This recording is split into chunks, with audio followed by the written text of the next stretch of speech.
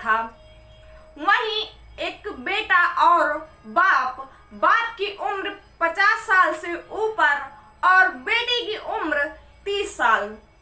बाप बेटों के पैरों पर लेटकर माफी मांग रहा था और बार बार गिड़गिड़ा रहा था, रो रहा था, माफी की गुहार लगा रहा था, हाथ जोड़कर, पैर पकड़कर, सब हर किसी से माफी मांग रहा था जो वहां पर मौजूद थे, रिश्तेदार हो या आस पड़ोस के लोग, जो भी हो, उनसे सभी से माफी की उम्मीद कर रहा था।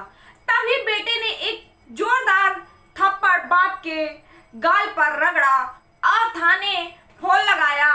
और पुलिस जब आती और ये जानती कि इस घर में आखिर क्या हुआ है, तो वो भी हैरान हो जाती। उसे यकीन नहीं होता कि किसी घर में भी ऐसा हादसा हो सकता है। और वो भी ये सब साबित हुआ एक टेस्ट से, मेडिकल रिपोर्ट से। क्या है ये घटना, इसे जानने और समझने के लिए आप हमारे साथ बने रहिए। नमस्कार, मैं हूँ रागनी और आप सभी का स्वागत है आज की इस नई वीडियो में। तो जो भी भाई बहन हमारे चैनल पर नए आए हैं, उनसे रिक्वेस्ट है कि हमारे चैनल को सब्सक्राइब कर लें और अगर उनको वीडियो थोड़ी सी भी अच्छी लगे तो लाइक कर दें। तो चलिए बढ़ते हैं हम अपनी घटना की तरफ कि क्या है हमारी ये आज की घटना। उत्तर प्रदेश का एक जिला अमरोहा, जहां एक परिवार रहता। उस परिवार में 2 सगे बेटे, 2 सगी बहनें और माँ बाप, ये 6 लोगों का खुशहाल परिवार था। बेटों की शादी हो गई, बेटे बाहर दिल्ली में रोजगार करते थे, वो अपनी अपनी पत्नियों के साथ दिल्ली चले गए। अब दिल्ली बेटे जब चले गए तो घर में सिर्फ 4 लोग बचे, जिसमें से एक बेटी जो कि बड़ी बेटी 21 साल की थी और छोटी बेटी 14 साल की, और माँ बाप। ऐसे ही दिन गुजर रहे थे। कुछ दिनों के बाद उनके बेटे और बहुएं घर में वापस आए तो और खुशियों का माहौल हो गया, क्योंकि जब कोई बाहर रहता है और परिवार में वापस आ जाता है तो घर में चहल पहल और खुशियों का एहसास होने लगता है। लेकिन जो उस घर की छोटी बेटी थी, उसकी हंसी कहीं खो सी गई थी। उसकी जो छोटी भाभी थी, वो छोटी को बार बार देखती और उससे पूछती कि बेटा क्या है, तुम इतनी परेशान क्यों हो? क्योंकि वो ना तो ढंग से खा रही थी और ना तो खेल रही थी। ऐसा लग रहा था कि उसको बड़ी तकलीफ है। ये भाभी बार बार उससे पूछती और कहती कि तुम बेटा बताओ बात क्या है, तुम खा भी नहीं रही हो कुछ, जैसे तुम रहती थी हंस खेल के वैसे रह नहीं रही हो, मुझे कुछ ठीक नहीं लग रहा है। उसने अपनी बड़ी भाभी यानी कि जेठानी से बात की, फिर उन दोनों ने छोटी को समझाने की और भरोसे में लेने की कोशिश की कि शायद ये कुछ हमें बता दे, लेकिन उसकी चुप्पी टूटने का नाम नहीं ले रही थी। उन दोनों बहुओं ने क्या किया कि अपनी सास से बात की, मतलब कि माँ से कहा कि पता नहीं क्या हो गया है, छोटी को कुछ ठीक नहीं लग रहा। छोटी ऐसे कभी रहती नहीं थी, वो तो इधर उधर घूमती फिरती रहती थी, सबसे हंसती बोलती और बड़ी ही नटखट स्वभाव की थी। और पता नहीं इसको देखकर क्यों लग रहा है कि कुछ इसे तकलीफ है और ये बता नहीं रही है। माँ ने भी बेटी से पूछा और उसको भरोसे में लेने की कोशिश की और उससे पूछा कि बेटा अगर कोई तकलीफ है तो तुम हमसे बता सकती हो, लेकिन उसकी चुप्पी अभी भी नहीं टूटी। घर वालों को कुछ समझ में नहीं आ रहा था कि आखिर इसको क्या हुआ है। तभी बड़े बेटे की नजर इसके पेट पर जाती और इसका पेट सामान्य से कुछ ज्यादा बड़ा लग रहा था। उसने अपने माँ से बात की कि पता नहीं क्यों मुझे ऐसा लग रहा है कि जो छोटी का पेट है वो सामान्य से कुछ ज्यादा बड़ा है और तुम देखो बात क्या है, समझने की कोशिश करो, क्योंकि मुझे कुछ समझ में नहीं आ रहा है। इससे पहले उसने अपनी पत्नी और भाभी से भी मदद ली, लेकिन कोई हल नहीं निकला। माँ बेटी के पास जाती और उसे पुचकारती, गले लगाती और कहती कि बेटा कोई अगर तकलीफ है तो तुम हमें बता दो, मुझे बहुत तकलीफ हो रही है, तुम ऐसे रह रही हो। बेटी को लगता कि माँ मेरी तकलीफ समझ रही है, तो वो माँ के गले लगकर और फूट फूट कर रोने लगती और माँ से बताती कि माँ मेरे पेट में 2-3 दिन से बहुत दर्द है, जिसकी वजह से मैं खाना भी नहीं खा पाती। तो माँ परेशान होती कि आखिर बेटी के पेट में हो क्या गया, दर्द क्यों हो रहा है। वो अपने बड़े बेटे को लेकर अस्पताल जाती। अस्पताल में महिला लेडी डॉक्टर इस बच्ची की जांच करती और जांच के बाद जो रिपोर्ट सामने आती, जिससे माँ और बेटों के पैरों तले दोनों के जमीन खिसक जाती।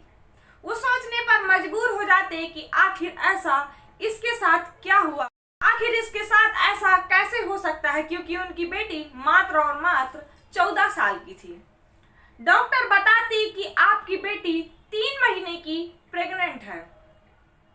माँ बहुत परेशान होती, बेटी को घर लेकर वापस आते और उससे पूछते, बेटा बताओ कि तुम्हारे साथ ये सब किसने किया है, तुम डरो बिल्कुल भी नहीं, हम सब तुम्हारे ही साथ हैं, तुम बिना डरे सब कुछ हमें सच सच बता दो। बेटी बताती कि आप लोग जब कुछ दिन पहले घर में कोई नहीं था, आप लोग सब बाहर चले गए थे, तो मैं नहा कर बाथरूम से निकल रही थी, तो जो अब्बू है उनके पिता, उनकी नजर इस 14 साल की बेटी पर पड़ती और वो बेटी से छेड़खानी करने लगते। जब बेटी मना करती तो उसकी बहुत पिटाई करते, उसे टॉर्चर करते। जब तक वो मान नहीं जाती तब तक वो पिता उस बेटी को परेशान करता रहा। 6 महीने से उस बेटी के साथ कुकर्म करता रहा और घर में किसी को खबर तक नहीं। अब जब ये बात वो बताती तो सब कोई परेशान हो जाता। जो बड़ा बेटा था वो अपने आप को काबू में नहीं रख पाता और बड़ी ही लड़ाई झगड़ा करता, शोर मचाता, तो सारे लोग वहां इकट्ठा हो जाते, रिश्तेदार हों या गली मोहल्ले वाले हों, सारे सोचने पर मजबूर हो जाते कि एक बाप और वो भी 14 साल की बेटी के साथ ऐसा कैसे कर सकता है। क्या होता कि वो बाप की पिटाई करता और फिर थाने फोन लगाता, वहां से पुलिस आती, जो इंस्पेक्टर आते वो इस बच्ची से पूछते कि आखिर बेटा बात क्या है, तुम हमें पूरी बात बताओ। जो बच्ची ने अपने घर वालों को बताया था वही बात वो पुलिस वाले को बताती और बताती कि अब्बू से मुझे बहुत डर लगता है, जब भी अब्बू घर में आते हैं मुझे अंदर से डर लगता है, पास जाने से घबराती हूँ, मुझे डर लगता है। लेकिन वो उनको कुछ भी चाहिए होता है तो उस बच्ची से ही मांगते, पानी चाहिए तो छोटी से ही मांगते, खाना चाय जो भी चाहिए होता वो छोटी को ही परेशान करते, उसी से लेने की कोशिश करते, क्योंकि वो बाहर जो कमरा है बेड का वहां पर बैठे रहते और जब ये छोटी वहां पर चाय लेके जाती या पानी लेके जाती या खाना लेके जाती तो उसको अकेले में पाकर उसके प्राइवेट पार्ट पर हाथ लगाते, इधर उधर परेशान करते उसको, जिससे वो बहुत ही घबराती थी। अपने ही बाप से उसको नफरत थी, उसके शकल से उसे नफरत थी, अपने ही बाप से वो इतना डरती थी कि वो जब वो घर के अंदर आते तो छुप कर बैठ जाती, लेकिन फिर भी उसे ही ढूंढकर वो उससे पानी मांगते। ये सब सुनकर पुलिस वाले बहुत ही हैरान हुए कि आखिर कैसा बाप है जिसने 14 साल की बच्ची को भी नहीं छोड़ा, अपनी हैवानियत हवस पूरी करने के लिए बच्ची की जिंदगी खराब कर दी।